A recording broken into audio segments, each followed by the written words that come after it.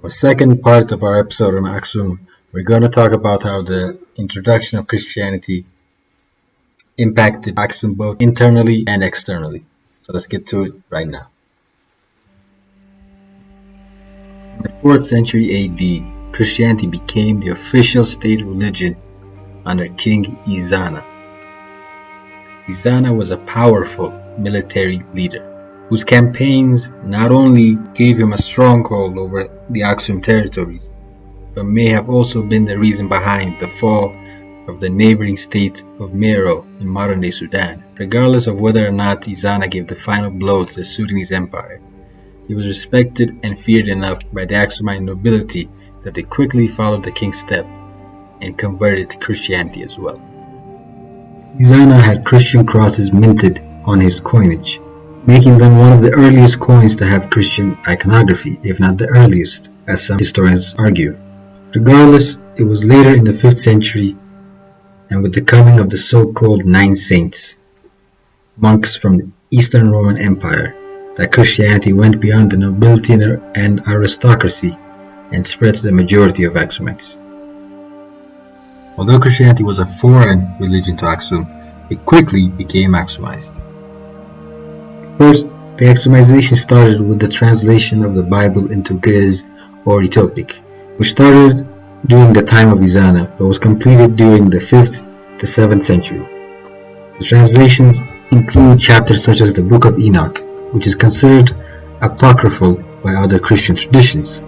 Furthermore, the creation of the liturgical chants by the Aksumite Saint Yared in the 5th century still survive in the Ethiopian and Eritrean Christian Orthodox Church today. Finally, the legends around Abrahamic figures involving Aksum. One stands out in particular, the retelling of the legend of the Queen of Sheba and King Solomon. The Aksumite version, Makta, the Queen of Sheba, is an Aksumite queen who travels to Israel to meet King Solomon. Makta and Solomon's meeting turns into an affair, and by the time Makta returns to Aksum, she finds that she's pregnant and eventually gives birth to her son, Minilik. Minilik lives in Aksum until his adulthood and decides to go to Israel to meet his father.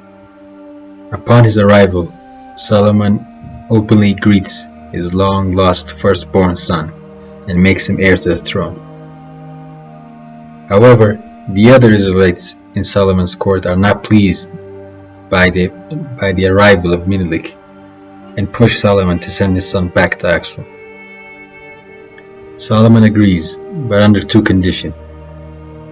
One, that all the firstborn sons of the Israeli nobilities have to go to Aksum as well, and secondly, that Minilik takes the Ark of the Covenant with him to Aksum. So Minilik returns home with the other sons of the Israeli nobilities with him, and also carrying one of the treasured artifacts of the Abrahamic religions, the Ark of the Covenant. Many Ethiopians, Eritreans, and others believe that the Ark of the Covenant is still in Aksum today. However localized Christianity became, Aksum still kept contact with Christianity around the world, particularly with countries that followed the Orthodox Christian traditions. The fact that all of Aksum's patriarchs, the leaders of the church, came from the Alexandrian church in Egypt is a great illustration of this point. Aksum also defended other Christians in the Red Sea region. In the 6th century, the Aksumite king Caleb sent a campaign to Yemen to defend the Christians in the area, who were being persecuted by the Jewish population. The campaign by King Caleb gained international support from other Christian nations.